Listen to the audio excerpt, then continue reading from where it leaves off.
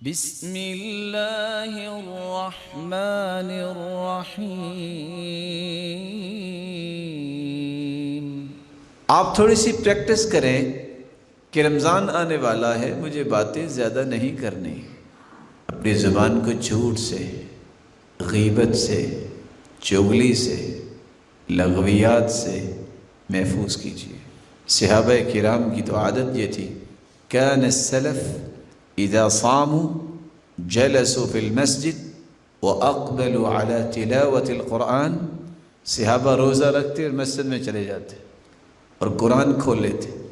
لوگ کہتے ہیں آپ یہاں ہی بیٹھے ہیں، قالوا نحفظ صومنا ولا نغتاب احدا۔ ہم اصل میں مسجد اس لیے آئے ہیں کہ اپنے روزے کی حفاظت کر سکے، باہر نکلیں گے غیبت ہوگی، روزے کے اجر کا پتہ نہیں کیا بنے گا۔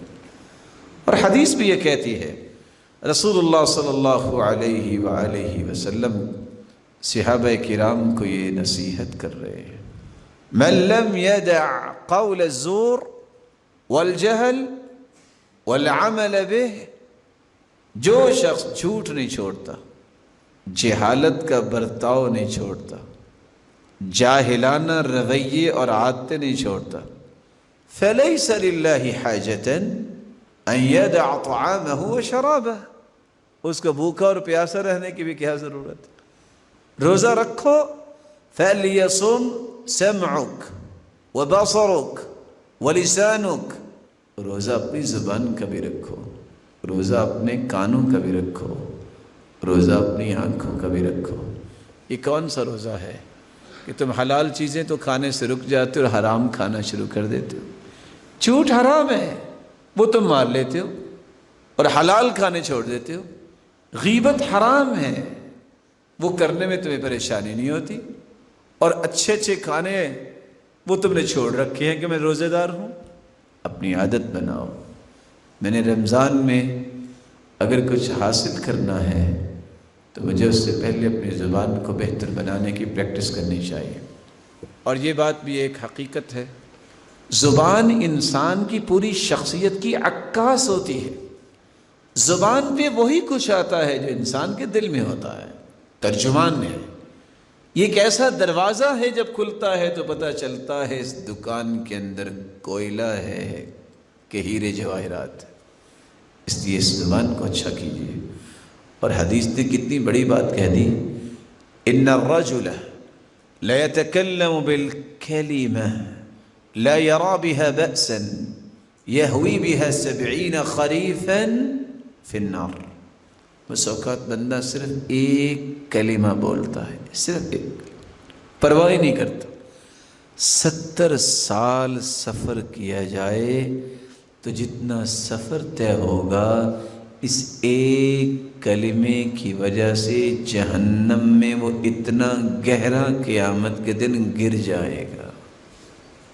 لا يستقیم ایمان عبد حتی یستقیم قلبہ، کبھی کسی انسان کا ایمان مستقیم نہیں ہو سکتا جب تک اس کا دل سیدھا نہ ہو جائے، ایمان سیدھا نہیں ہوتا۔ ولا يستقیم قلب حتی یستقیم لسانہ، دل کبھی درست نہیں ہو سکتا جب تک زبان درست نہ ہو۔ اور یہاں یہ بات بھی میں آپ کی خدمت میں پیش کر دوں، جو شخص زبان کی حفاظت نہیں کرتا پوری زندگی متقین کی صف میں کھڑا نہیں ہو سکتا۔ ولا ورع لسیء الخلق، جس کا اخلاق اچھا نہیں ہے زندگی میں کبھی متقی نہیں بن سکتا، اس کو بولنے کی تمیز ہی نہیں ہے۔ سلف صالحین تو اتنی احتیاط کرتے تھے، امام احمد بن حنبل رحمۃ اللہ علیہ، ان کے پاس جب ایک شخص نے کہا فلان کذاب، فلان راوی جو حدیث کا ہے وہ کذاب ہے، اس لیے روایت نہیں لی جائے گی، کہتے ہیں اکسو الفاظک، ذرا الفاظ اچھے بولو، آپ یہ کہو نا لا بأس بھی، اس کی روایت لینی نہیں ہے۔ کیوں نہیں لینی؟ جھوٹ بولتا ہے، اور جھوٹے آدمی کی روایت قبول نہیں کی جاتی۔ الفاظ اچھے۔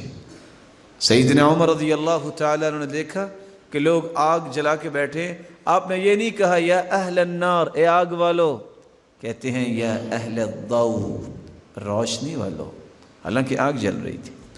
الفاظ کا چناؤ، تعبیرات، یہ انسان کی عظمت اور بلندی کی علامت ہوتی ہے۔ شریعت نے اتنی خوبصورت تعبیرات پیش کی ہیں، قرآن پڑھ لیجیے، احادیث پڑھ لیجیے، ایک کلمہ آپ کو ایسا نہیں ملے گا کہ جو حیا باختہ ہو۔ اس طرح مجھے ہوئے الفاظ ہیں، اور تربیت کی ہے اللہ کے رسول صلی اللہ علیہ وآلہ وسلم نے کہ مومن، اس کی مثال پیش کی ہے، مثل المؤمن مثل النحلہ لا تأکل الا طیبا ولا تضع الا طیبا۔ مومن کی مثال شہد کی مکھی کی مثال ہے۔ شہد کی مکھی کھاتی بھی اچھا ہے، نکالتی بھی اچھا ہے۔ مومن بات سنتا بھی اچھی ہے اور بولتا بھی اچھی ہے۔ اس لیے مومن کو اپنی زبان کی حفاظت کرنی چاہیے۔